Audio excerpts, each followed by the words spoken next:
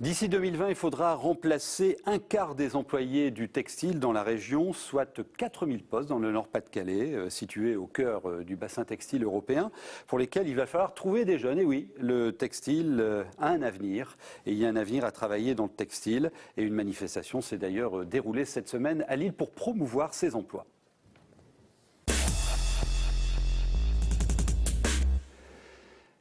Bienvenue Grégory Denis. Merci.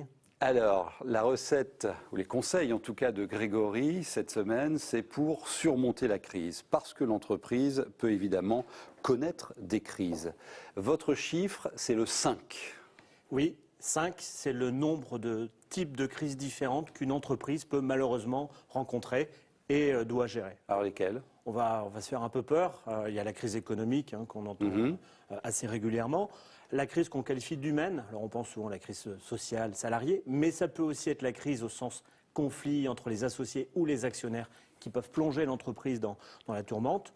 La crise sanitaire dans l'agroalimentaire notamment, la crise environnementale lorsqu'on est dans des logiques de pollution, et puis on n'en parle pas souvent, la crise que j'appellerais réglementaire, ou plutôt déréglementaire, puisque certaines décisions législatives peuvent complètement faire vaciller des pans d'activité.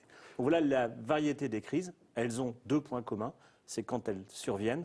En général, elles sont soudaines et brutales et font perdre beaucoup de repères aux chefs d'entreprise. Et donc, il faut s'adapter.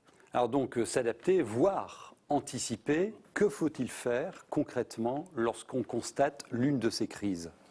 Déjà, faut le détecter, voire même ne pas être dans le déni, parce qu'on rencontre parfois des dirigeants qui ne constatent pas la crise. Donc là, le premier conseil qu'on peut donner, c'est d'avoir d'emblée quelques indicateurs phares qui permettent de détecter les prémices d'une crise. Un carnet de commandes qui s'effondre, un taux d'absentéisme qui explose ou une trésorerie qui se tend. Ouais. L'absentéisme aussi, hein, vous le dites, c'est important. Alors, quand on a acquis la certitude qu'on est en crise, on gère comment ? Ça se gère, une crise ? Il y a 4 actions à avoir en tête. La première, c'est tout de suite de s'entourer des bonnes personnes pour pouvoir permettre la deuxième action, qui est de prendre les bonnes décisions pour tout de suite circonscrire cette crise, faire en sorte qu'elle ne se propage pas. Pas tout décider, il faut très vite mettre en œuvre, donc adapter son pilotage d'entreprise et coordonner la mise en œuvre de ces décisions.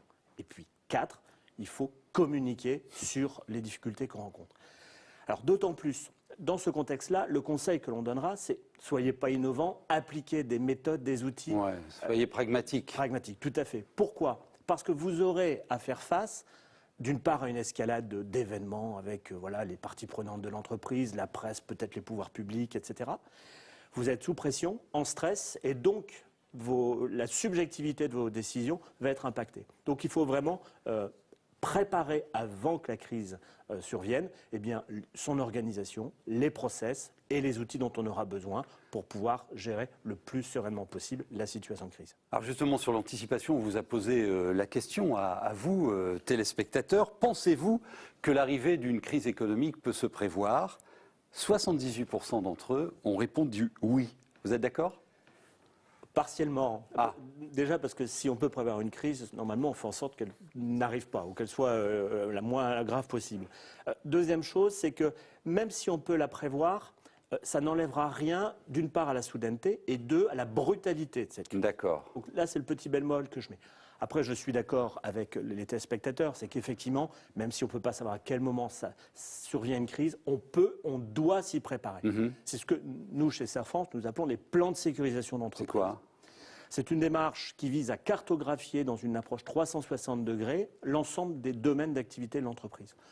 Par exemple, la production, pour voir si on a par exemple une dépendance à un fournisseur, sur le côté financier, quelle est l'exposition à un gros client s'il y a une défaillance. Mais sur les dimensions juridiques, je suis franchisé, mon franchiseur explose en vol, qu'est-ce que je deviens ? Ah oui, donc je repère et je peux pondérer après ces différents critères.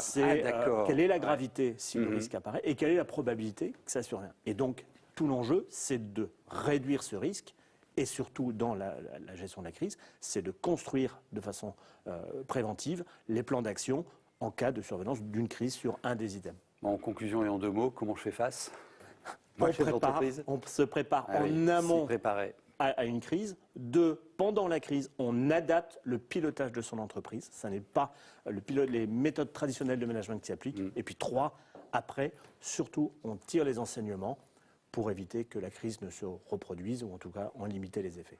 Précieux conseil de Grégory Denis et la fiche technique que vous nous proposez, vous l'avez vu d'ailleurs il y a quelques secondes à l'écran, faire face à la survenance d'une crise, téléchargeable gratuitement sur le Facebook de Serre France Nord-Pas-de-Calais.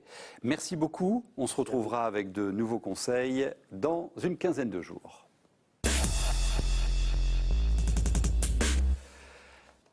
Avant de nous quitter, la liste des 10 territoires zéro chômage de longue durée a été arrêtée récemment. Un dispositif qui vise à tester pour 5 ans l'embauche en CDI de personnes sans emploi depuis plus d'1 an. Et l'expérimentation prévoit de tester l'embauche de chômeurs de longue durée dans des entreprises de l'économie sociale et solidaire financées par l'État et les collectivités. Et ils sont tous payés au SMIC. Merci de votre attention. On se retrouve bientôt pour de nouvelles économiques de notre région.